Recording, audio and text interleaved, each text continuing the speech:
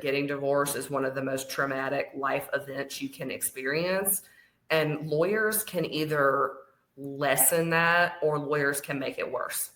And we don't have to choose to make it worse. We can choose to make it better.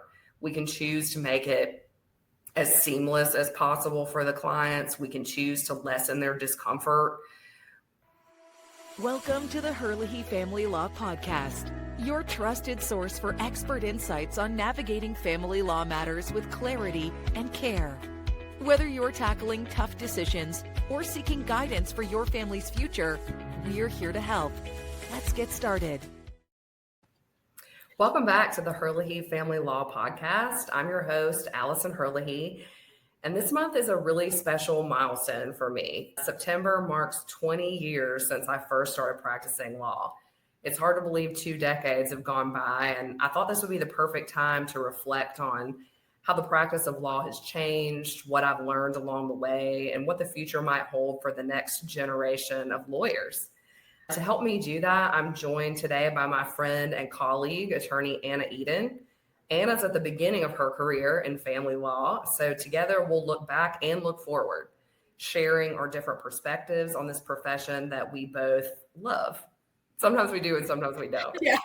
Whether you're a law student, a new lawyer, or someone who's been practicing for decades, I think you'll enjoy this conversation about growth, challenges, and what it means to build a career in family law.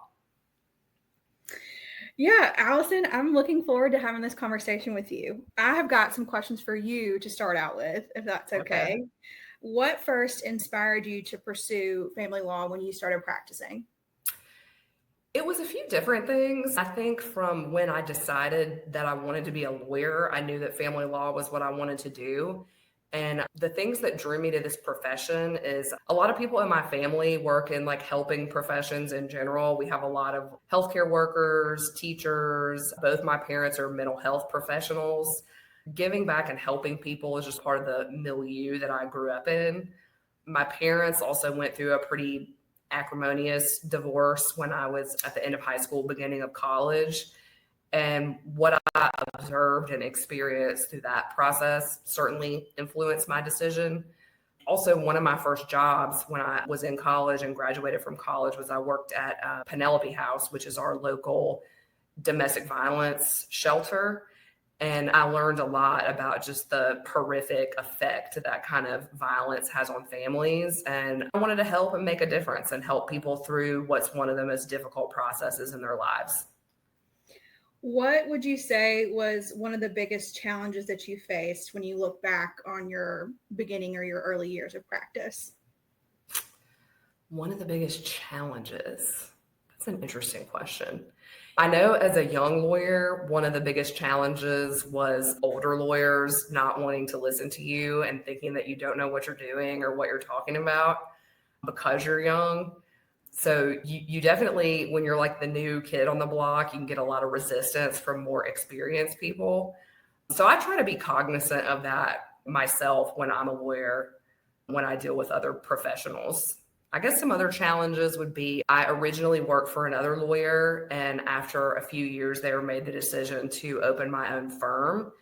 I learned a lot about from where I worked before, but going out on my own has been the right decision for me. But that was a big challenge, taking that leap into the unknown.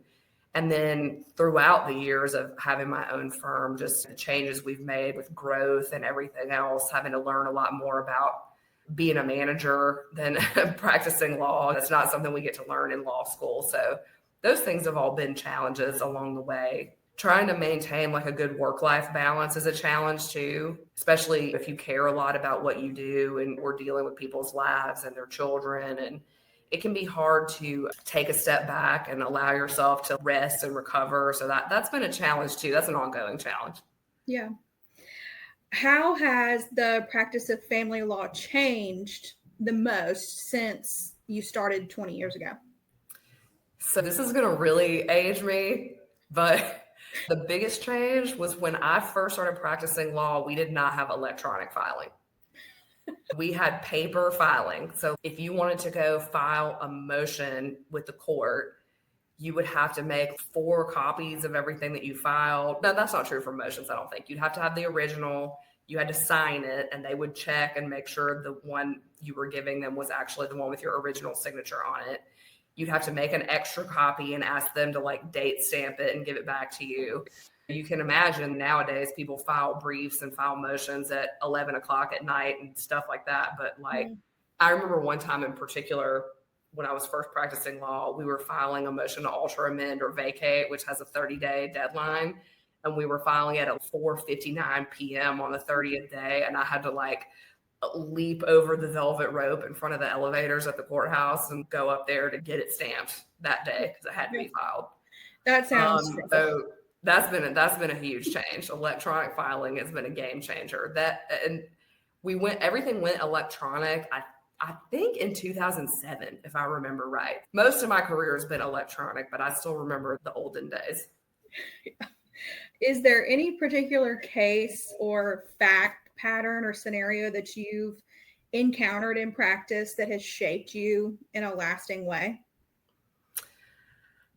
There is a case that sticks out in my mind as I would call it probably like one of the most devastating losses of my career. It was about 5 years ago, I think. I was trying to help a dad get custody of his son. There was pretty clear, I thought it was extremely clear evidence that the mom was a drug abuser, but the judge did not agree with me and gave the mom custody. And I was shocked by the result. I just didn't think there was any way that's how that case was going to turn out. Fast forward to this year, that mother basically abandoned the child over the years, and that client came back to see us. You actually represented him in court, Anna, and now he has custody of their son. Sometimes things are slower, a lot slower than they should be, but hopefully eventually the right result happens. Yeah, I'm glad we were able to get things worked out for him. What is something that you wish you had known as a young lawyer that you know now? I wish that I had known that there's an end to the day, there's an end to the work. Even though it feels like the work goes on forever, but you can overwork cases. If you're trying to bake sourdough bread, if you overwork the dough, it's not gonna work out. And you can do that with cases too. And I think a lot of us that are drawn to the law have kind of perfectionistic tendencies, and just learning when to let go and learning when enough is enough and I can move on to the next thing. That's a big thing. Yeah, I agree with you 100% on that one. Yeah. And that's something that takes time. Yeah, that's definitely something I've already learned, that things just take time. Anna, tell everybody how long you've been practicing law. January of 2026 will be the start of my 4th year. So I will have been practicing for 3 years in January of 2026. But it already feels like I've been practicing for a long time. And what is it that drew you to family law when you started your career? Similar to you, I am an only child, and my parents went through a pretty tumultuous divorce when I was in that transitional age of going from elementary school to middle school. So I was about 9 years old, and the process wasn't even really over with, I'd say, until I was a freshman in high school. And I had a really supportive guardian ad litem when my parents were getting divorced. And so that was one of the things that really drew me to the profession, was wanting to be able to help children in the same way that my GAL helped me. I'm a very goal-oriented and forward-thinking kind of person. So once I made it up in my mind that I wanted to be a lawyer, I didn't really give myself the opportunity to think about wanting to do anything else.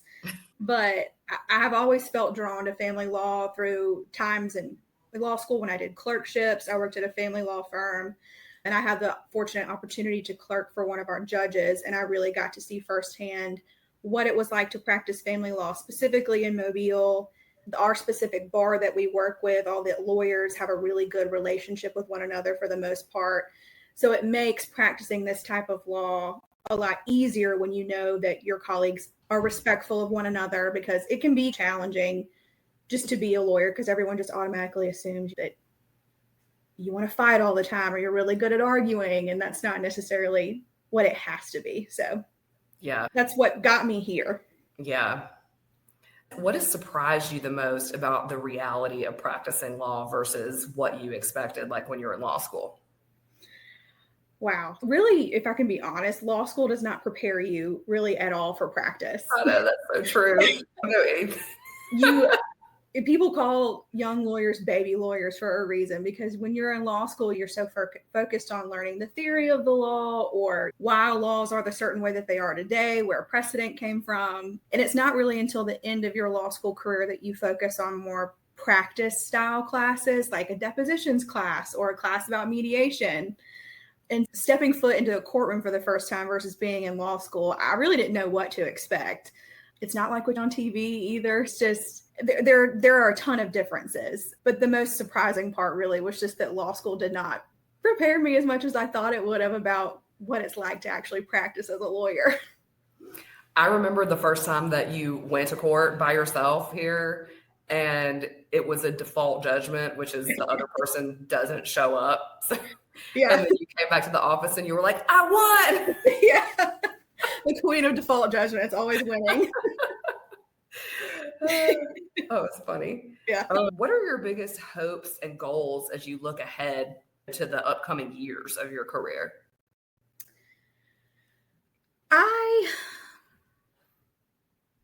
Like I said earlier, I'm a very goal-oriented person.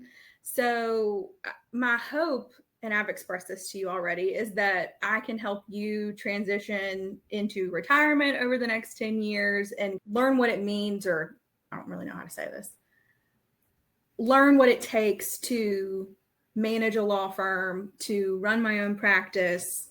That's my goal for right now. And I really hope that people will look at me as an attorney like others look at you in our community. And you're very well respected, and people know that you do a good job for your clients and that we represent people well. And it's my hope that I can continue that legacy into the future once you've decided that you want to slow down, and not to say that you need to and you're not old or anything. But yeah, that's what I'm looking forward to in the future. Just becoming a better lawyer, learning more about the practice, and taking those steps to prepare myself to one day be on my own. Yeah. What challenges do you think newer lawyers face now that might be different from way back when I started?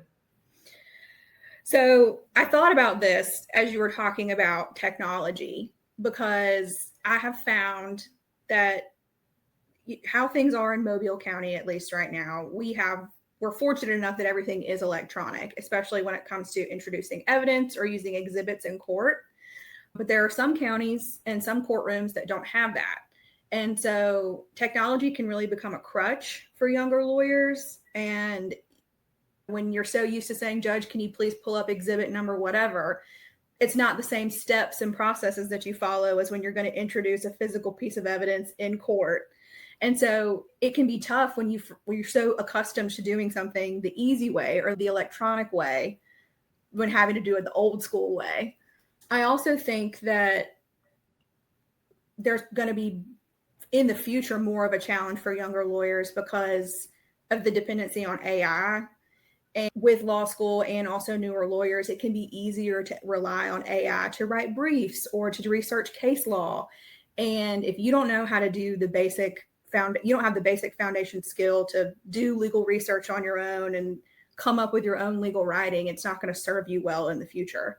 Yeah, I know we've talked about, we don't use AI here because I have a lot of concerns about the confidentiality of our clients' information, first and foremost. It's one thing to use AI to try to help you with, say, your legal research, but if you don't know how to look up a case yourself to know if what AI is feeding you is even real or not, you can get into a lot of trouble. And a lot of lawyers already have gotten in a lot of trouble for that.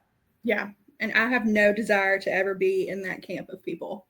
I would prefer to just know how to do it on my own. And it comes with simple things too. Like in our particular practice, very recently, we only were given Excel sheets where you can plug in the numbers to run child support guidelines, but you still have to know how to actually put pen to paper and draft the guidelines and do the math yourself before you can actually rely on that Excel spreadsheet. Right, because you have to be able to know if it's right or not. Right. And I think that having all of those small things to make things easier for young lawyers it's going to make practice harder in the future, because what if technology goes away, or what if you don't have your computer available one day and you've got to run these guidelines for a client, or you've got to do you've got to do this research for a client and you don't have your computer or whatever in front of you to help you. It can be tough. How do you think changing client expectations, either as that relates to technology or not, is going to affect the practice of law for lawyers of your generation? I guess one thing, and this may not be the best answer for this question, but one thing that I have noticed recently as it relates to specifically with technology and client expectations are that clients will sometimes rely on ChatGPT or some other platform similar to that to ask legal questions, and then will turn around and ask me or question me on the advice that I've given them, because it may be contradictory to what AI, ChatGPT, or whatever else has told them. And frankly, it negatively impacts the attorney-client relationship, because I feel like if you can't trust me to give you sound legal advice and you're still feeling like you have to rely on ChatGPT or something else, because if you don't like the answer that I'm giving you, I think it'll have a trend in the negative direction for And it's hard for me relationship. to understand like the degree of reliability that people assume AI like that has. I don't really understand why people think whatever it's spitting out is correct or real or whatever, but people do. I've tried to explain to clients too before. Someone has literally shown me on their phone, ChatGPT told me this. And I have to explain to them, ChatGPT scours every corner of the internet possible. And you've paid me to do my job because I have the knowledge and the expertise and the support of a law firm that is practiced in this county in front of these judges and with these other lawyers for 2 decades now. You know what the law is that applies in this state to this case. Yes. For all we know, ChatGPT could have scraped up some blog post that somebody that's like off their rocker wrote. We don't know.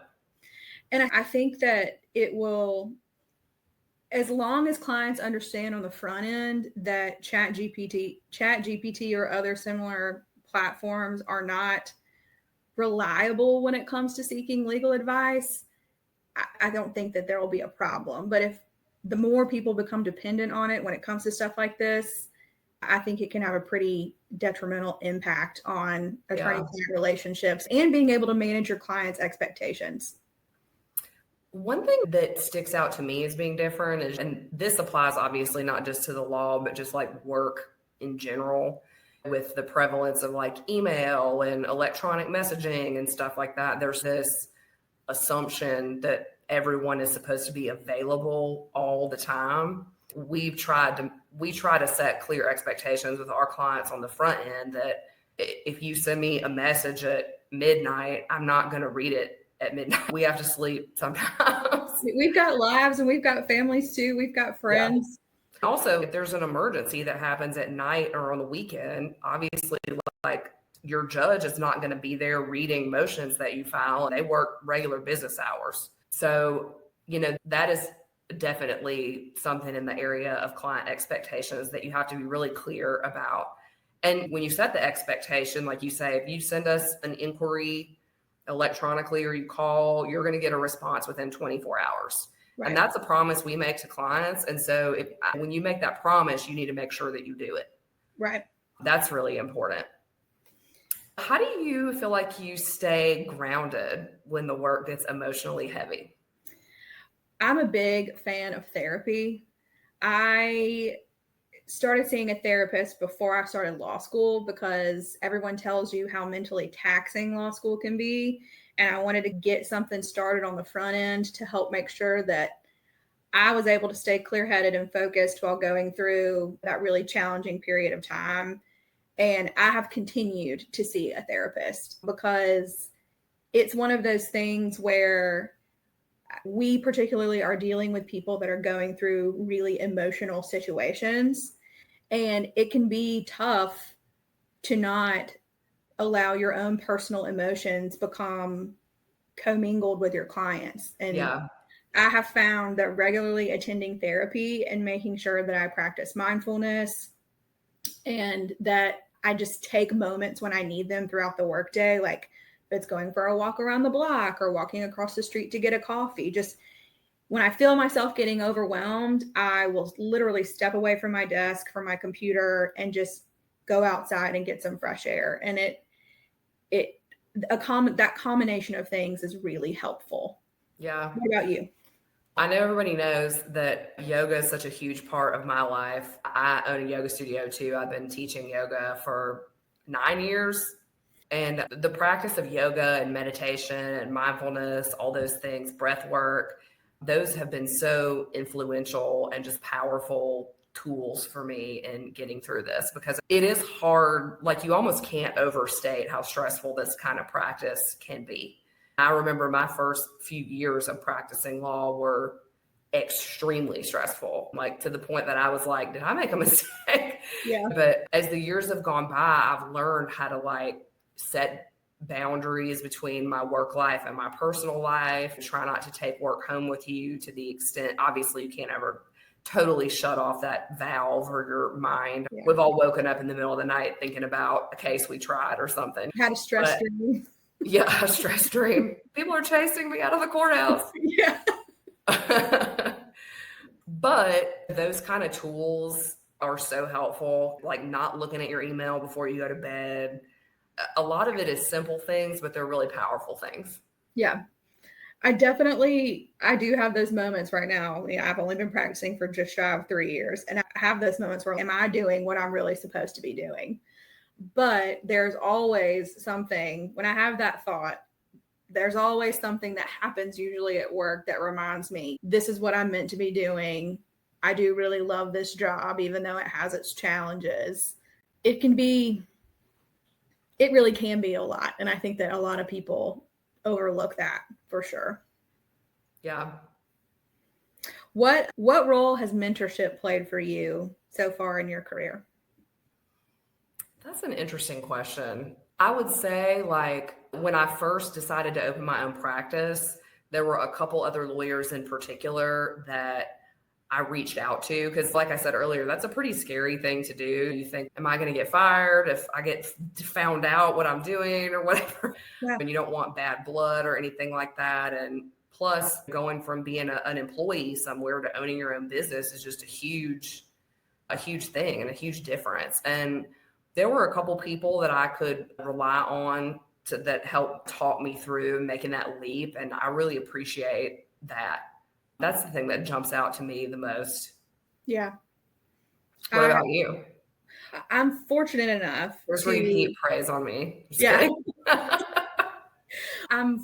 I always told myself that whenever I did start practicing, that I wanted to take my time finding my first job, because I wanted to make sure it was the right fit for me, because there are so many young lawyers who bounce between jobs. And there are several friends of mine who I went to law school with that are on job number 4 or 5 for themselves. And we've only been in law school since I graduated law school in 2021. I wanted to make sure that my first job was the right fit. And I've been fortunate enough to find that at HFL. But a large part of that decision was wanting to make sure that whoever I was working for, I could have a good mentor-mentee relationship with.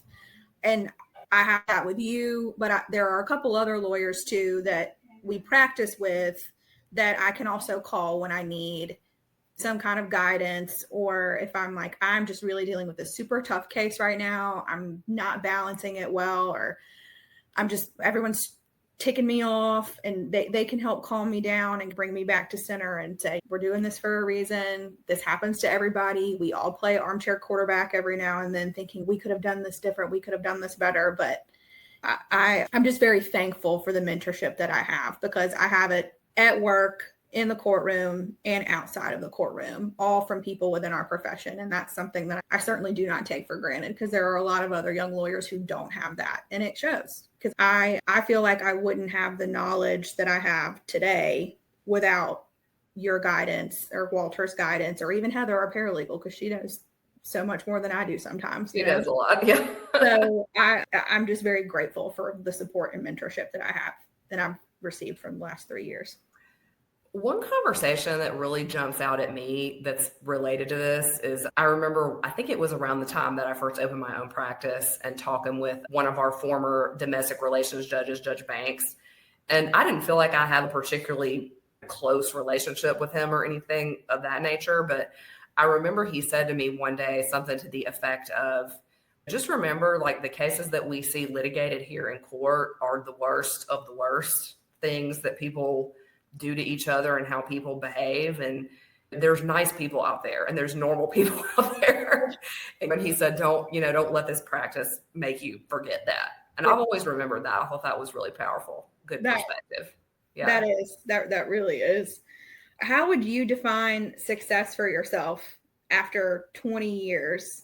And do you see that changing for you in the future?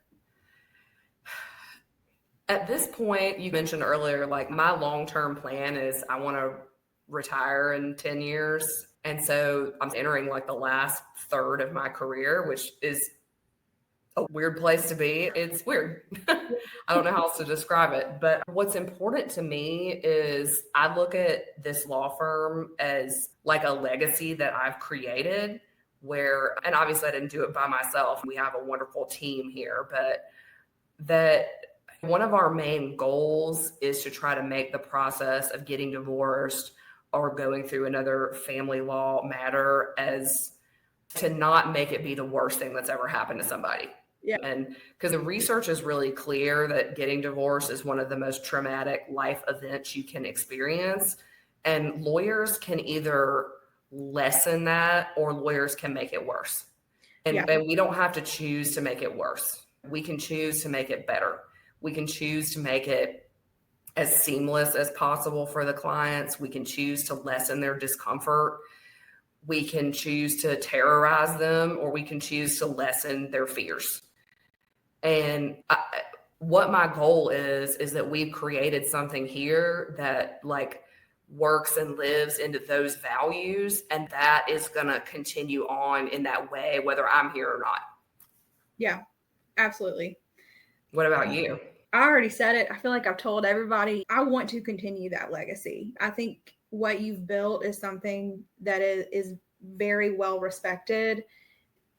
People can count on Herlihy Family Law for sound legal advice. You're not going to, at least from my perspective, you're not going to see us act in one way in court, where we always try to be professional with our colleagues. We set clear expectations for clients.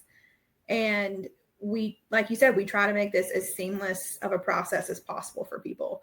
One of the things that somebody told me in law school and that people say all the time is when you do criminal law, you're dealing with some of the worst people on their best days. And when you're dealing with family law, you're dealing with some of the best people on their worst days. And if there's something that we can do to help make this really tough time easier for people, I feel like we do everything that we can for them so that they walk away from this entire experience. Nobody's going to be happy when they get divorced, but helping someone walk away from this knowing that they can take the next steps into life confidently and feel secure moving forward with their new life. Yeah. We really want people to experience this as like an unfortunate stepping stone that's just a stepping stone that they're passing through to their future, to like their fresh start and their next phase. Exactly. Yeah. Let's see. What is one piece of advice that you could give me from your 20 years of experience? One thing I would say, and this is something that's a work in progress for me every day, is to be generous with people. I have a poster up hidden in my office that says life isn't fair, but you can be. And it's along those same lines. It's like you mentioned earlier, when you think about the way people think about lawyers, is everything is like arguing and attacking and whatever. And things get tense. Sometimes we take on like the emotions of our clients, even though that's not a healthy thing to do. And so if somebody fires off a nasty email or message to you, it's very tempting to want to like react. You just react immediately in kind with the same kind of vitriol. But it's always important to take a step back, take a breath, and remember everybody's going through things. We don't know what everybody's going through. And just because someone speaks in a certain kind of way or communicates in a certain kind of way to you doesn't mean you have to respond in kind. And you can assume that most people are doing the best that they can. Yeah. And I think if you always come back to that, you're going to be a lot more at peace with your work and your life. I have to remind What's one piece of advice that you would give to people that are considering making the choice you made to start a career in family law? First of all, I would tell them to not underestimate family law as a practice area. I think that would be my biggest piece of advice. A lot of people just think, oh, they just do divorce work, or they're just down. We're on the second floor of the courthouse. They're just down there. People think any dumb can do divorce. And I was thinking about this in the car earlier, and to be able to practice family law, you have to know a little bit about almost every other area of the law to be able to successfully do this job, or at least have a little bit of working knowledge about a lot of different things. Like criminal law, bankruptcy, probate. Yeah. Exactly. How you have to understand how certain real estate transactions work. You have to understand how people's businesses are going to be impacted when they get divorced, if a business is going to be dissolved. Termite litigation. You have to be able to understand how every other area of the law is going to be impacted by family law.